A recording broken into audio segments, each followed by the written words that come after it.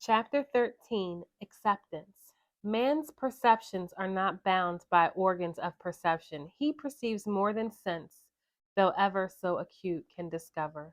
William Blake. However much you seem to be living in a material world, you are actually living in the world of imagination. The outer physical events of life are the fruits of forgotten blossom times, results of previous and usually forgotten states of consciousness.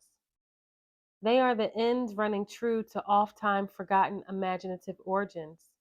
When you become completely absorbed in an emotional state, you are at that moment assuming the feeling of the state fulfilled.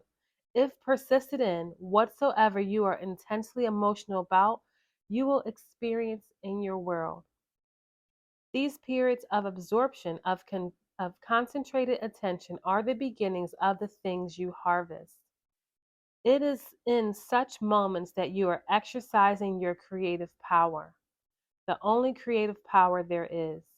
At the end of these periods or moments of absorption, you speed from these imaginative states where you have not been physically to where you were physically an instant ago. In these periods, the imagined state is so real that when you return to the objective world and find that it is not the same as the imagined state, it is an actual shock.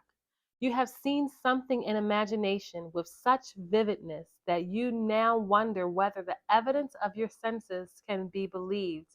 And like Keats, you ask, was it a vision or a waking dream? Fled is that music. Do I wake or sleep?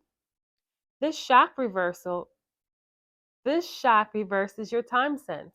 By this is meant that instead of your experience resulting from your past, it now becomes the result of being in imagination where you have not yet been physically.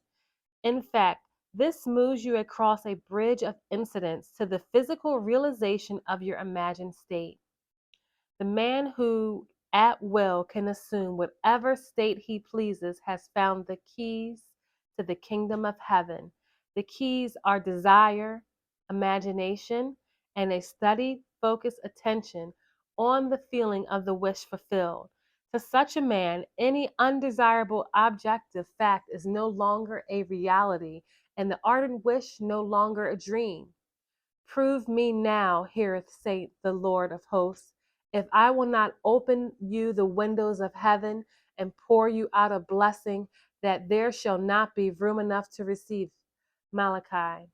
The windows of heaven may not be open and the treasure seized by a strong will, but they are open of themselves and present their treasures as a free gift.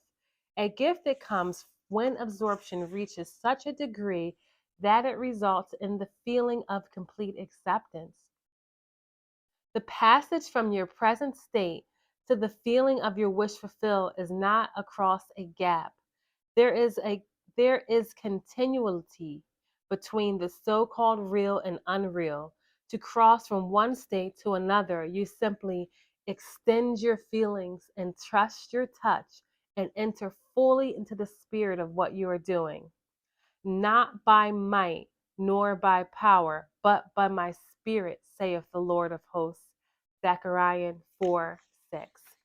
Assume the spirit of the wish fulfilled, and you will have opened the windows to receive the blessing.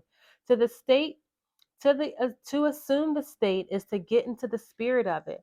Your triumphs will be a surprise only to those who did not know your hidden passage from the state of longing to the assumption of the wish fulfilled.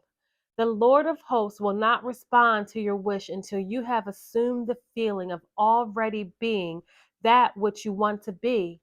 For acceptance is the channel of his action. Acceptance is the Lord of hosts in action.